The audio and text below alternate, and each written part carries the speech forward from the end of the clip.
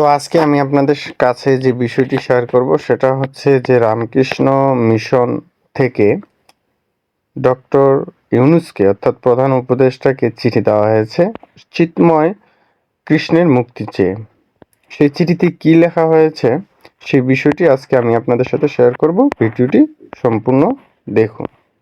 তো এটা হচ্ছে দৈনিক জনকণ্ঠ পত্রিকা রয়েছে সেখান থেকে, এবং এটা হচ্ছে 8ই ডিসেম্বর এটা প্রকাশিত করছে ওনারা।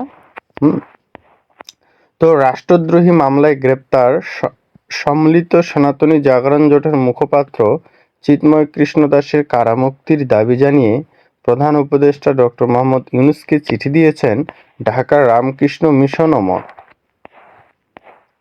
মিশনের অধ্যক্ষ ও সম্পাদক স্বামী পূর্ণ আত্মানন্দ স্বাক্ষরিত ওই চিঠিতে সন্ন্যাসী চিন্ময় কৃষ্ণের মুক্তি পেলে সরকারের ভাবমূর্তি উজ্জ্বল হবে বলে উল্লেখ করা হয়েছে।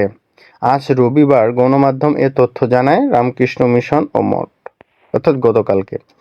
অন্তর্বর্তী সরকারের প্রধান উপদেষ্টা ডক্টর মোহাম্মদ ইউনূসকে লেখা চিঠিতে উল্লেখ করা হয়েছে, আপনি আমাদের আন্তরিক প্রীতি ও নমস্কার জানবেন।